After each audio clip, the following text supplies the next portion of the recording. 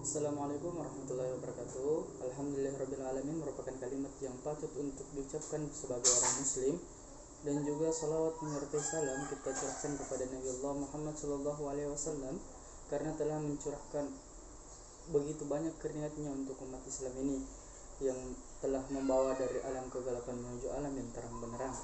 Pada kesempatan kali ini saya akan menjelaskan tentang sejarah kebudayaan Islam atau sejarah pendidikan Islam pada masa Bani Abbasiyah. Hal yang pertama yang harus kita pahami pertama adalah pendidikan Islam itu sendiri. Pendidikan atau transfer ilmu dari tidak tahu menjadi tahu sudah dimulai sejak zamannya Nabi Adam, ataukah sejak manusia dalam kandungan hingga ia pun meninggal. Seperti apa itu? Ya seperti saat kita berjalan, saat kita berusaha untuk belajar sesuatu hal yang baru, ataukah yang kita dapatkan secara praktek ataupun secara langsung. Adapun juga belajar dari pengalaman ataupun cerita-cerita. Nah, sejarah pendidikan Islam itu dimulai pada saat zaman Nabiullah SAW, yang dimana medianya adalah Nabi Muhammad SAW sebagai pendidik dan para sahabat adalah peserta didiknya. Nah, itu secara singkatnya dari sejarah pendidikan Islam itu sendiri. Masuk kepada zamannya Bani Abbasiyah.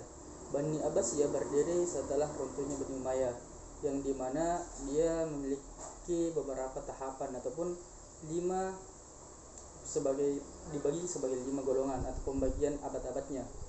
Pun kemudian pendidikan itu mulai berkembang setelah dari kepemimpinan Harun ar-Rasyid, yang dimana pada saat beliau memimpin tidak ada masyarakat ataupun warganya pada saat itu kekurangan makanan.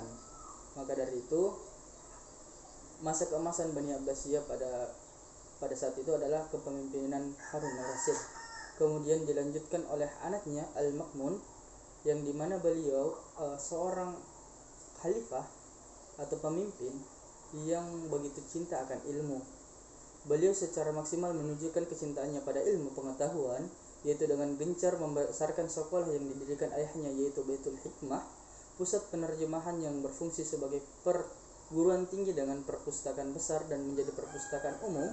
Di samping mengajarkan ilmu agama Islam, di perguruan tinggi ini juga mengajarkan ilmu hikmah, yaitu ilmu alam, kimia, falak dan sebagainya. Disebut dengan The Faculty of the Skins atau dari Muhammad Yunus. Ini sumber dari Muhammad Yunus tahun 1990. Pada masa ini juga didirikan Darul Ilmi, berisi buku-buku yang tidak dapat ditemukan di perpustakaan lainnya, yang menjadi magnet ataupun sebagai penarik dari kebudayaan dan ilmu pengetahuan dari luar kota atau dari Bani Abbasiyah itu sendiri. Adapun juga faktor-faktor pendukung atau kemajuan dari pendidikan Islam pada masa Bani Abbasiyah. Yang pertama adalah kekayaan yang melimpah dari hasil kharaj, baik pertanian maupun perdagangan. Dana dari kekayaan tersebut para khalifah dapat dengan mudah untuk merealisasikan perencanaan di dalam dan di luar negeri, serta pengembangan ilmu pengetahuan. Kedua adalah perhatian beberapa khalifah yang besar kepada ilmu pengetahuan, seperti Al-Mansur, Al-Mahdi, Harun ar-Rasyid, Al-Ma'mun, Al-Watsiq, dan Al-Mutawakkil. Pengaruh ketiga adalah pengaruh keluarga Barmak yang berasal dari Baktra, pusat ilmu pengetahuan di filsafat Yunani di Persia. Keluarga Barmak mempunyai pengaruh dalam pengembangan ilmu pengetahuan dan filsafat Yunani di Baghdad. Mereka di samping menjadi wazir juga menjadi pendidik dari anak-anak khalifah.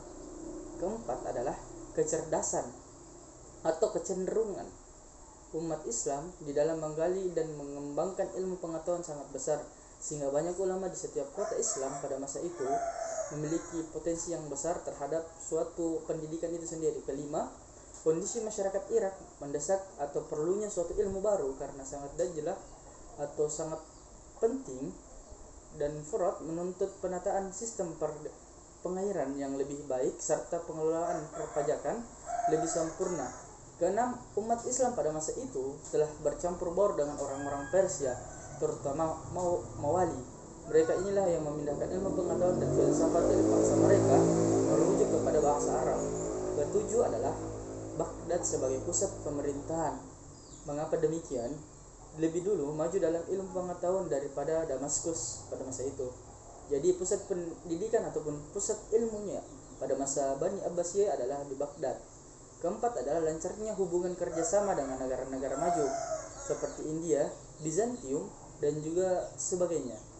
Tujuan pendidikan Islam pada masa Bani Abbasiyah atau dinasti Abbasiyah, tujuannya pendidikan Islam pada masa Nabi Muhammad atau masa Khulafaur Rasyidin dan Daulah Umayyah hanya satu saja, yaitu keagamaan semata-mata, atau hanya berfokus atau berpusat kepada ilmu pengetahuan agama, mengajar dan belajar karena Allah dan mengharapkan keridhaannya. Sementara pada masa dinasti Abbasiyah, tujuan pendidikan telah bermacam-macam karena pengaruh masyarakat pada masa itu. Adapun tujuan itu dapat disimpulkan antara lain: pertama, tujuan keagamaan dan masyarakat. Pada masa sebelumnya anak-anak dididik dan diajar membaca dan menghafal Al-Quran karena kewajiban dalam agama, supaya mereka mengikuti ajaran agama dan berakhlakul menurut agama atau berakhlakul karimah. Kedua adalah tujuan kemasyarakatan. Para pemuda belajar dan menuntut ilmu supaya mereka dapat mengubah dan memperbaiki masyarakat dari masyarakat yang penuh dengan kejahilian menjadi masyarakat yang bersinar ilmu pengetahuan, dari masyarakat yang mundur menuju masyarakat yang maju dan makmur. Untuk mencapai tujuan tersebut, maka ilmu-ilmu yang diajarkan di madrasah bukan saja ilmu agama dan bahasa Arab, bahkan diajarkan ilmu duniawi yang berfaedah untuk kemajuan masyarakat. Ketiga adalah cinta akan ilmu pengetahuan. Masyarakat pada masa itu belajar tidak mengharapkan apa-apa selain dari memperdalam ilmu pengetahuan.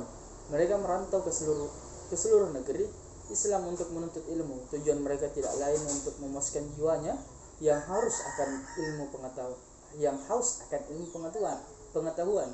Keempat, tujuan kebendaan. Mereka menuntut ilmu supaya mendapatkan penghidupan yang layak dan pangkat yang tinggi. Bahkan beliau memungkinkan mendapat kemegahan dan kekuasaan di dunia.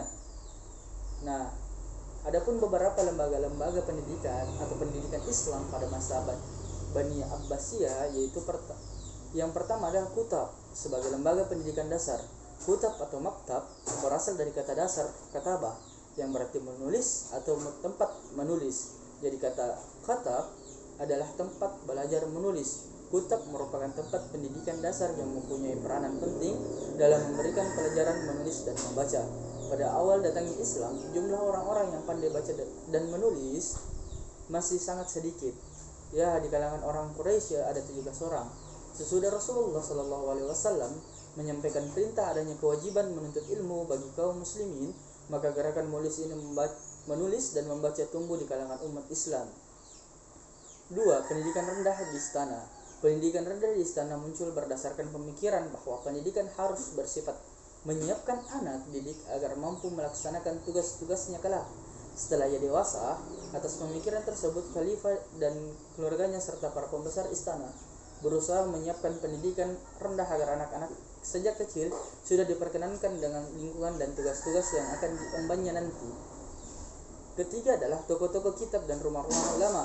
Selama masa kejayaan dinasti Abbasiyah, toko-toko buku berkembang dengan pesat. Seiring dengan perkembangan ilmu pengetahuan, toko buku ini tidak saja menjadi pusat pengumpulan dan penyebaran, tetapi menjadi pusat studi dengan lingkungan studi atau halakah di dalamnya. Pemilik toko berfungsi sebagai muallim dalam halakah yang mengisi pengajian, dan sebagian yang menjadi tempat belajar adalah rumah Ibnu Sina Al-Ghazali.